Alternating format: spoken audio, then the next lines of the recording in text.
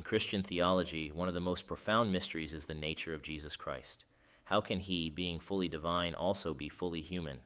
This is the heart of the doctrine known as the Hypostatic Union, a cornerstone of Christian belief that affirms Jesus Christ is both God and man in one person. This doctrine is not merely an abstract concept, it addresses the very core of the Christian faith and the means by which salvation was accomplished. To truly grasp the depth and importance of this doctrine, we must explore its scriptural foundation, theological implications, and how the Church has defended it against various heresies. The term hypostatic union comes from the Greek word hypostasis, which refers to the underlying reality or essence of something. In the context of Christology, it refers to how the two distinct natures of Jesus, his divine nature and his human nature, exist together in one person. In other words, Jesus is not two separate beings, one divine and one human. Instead, he is one person with two complete and distinct natures. And these two natures remain unaltered in their essence, but are perfectly united in the person of Jesus Christ. The divinity of Jesus is a fundamental Christian belief and is established by multiple New Testament passages.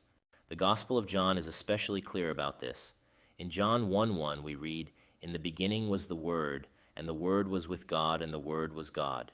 Here, Jesus, referred to as the Word or Logos in Greek, is declared to be eternal and co-equal with God the Father. Other parts of Scripture affirm Jesus' divinity through his actions. In Mark 2, Jesus forgives a man's sins, an action that only God can do according to Jewish belief. The religious leaders, aware of this, accuse him of blasphemy because by forgiving sins, Jesus was claiming to be divine. Also, Jesus demonstrates his divine power through numerous miracles. He calms a storm with just his command, multiplies food, and raises the dead. These acts show that he possesses authority over creation itself.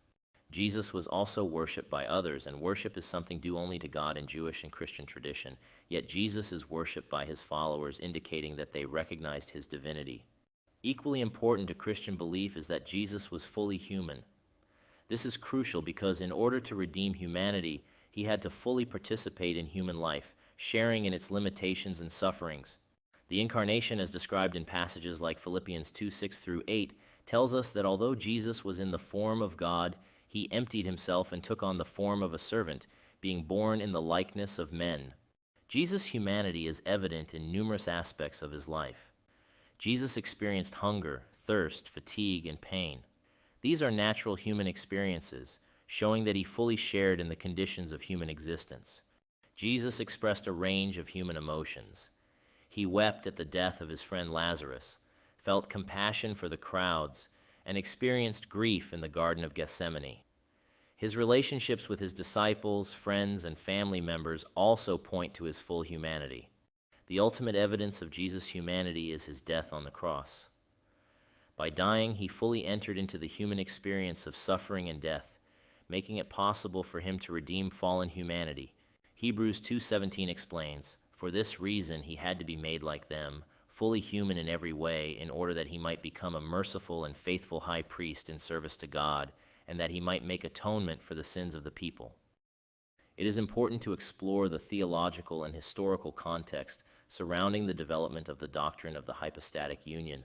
The hypostatic union was formally defined by the early church in response to various heresies that challenged the orthodox understanding of Jesus.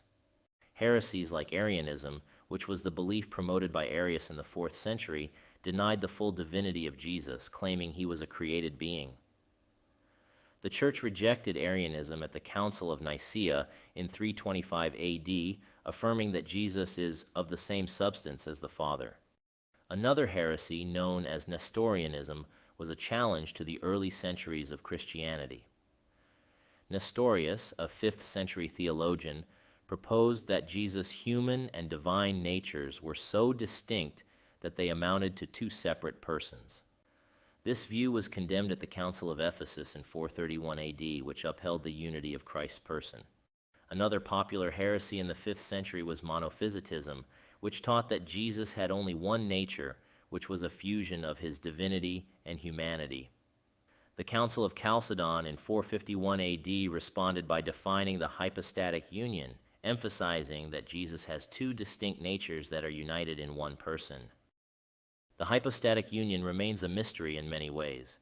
How Jesus can be fully God and fully human without these natures interfering with or diminishing one another is beyond full human comprehension. However, it is a doctrine that protects the integrity of the Christian faith by safeguarding the truth about who Jesus is, God incarnate, come to redeem humanity.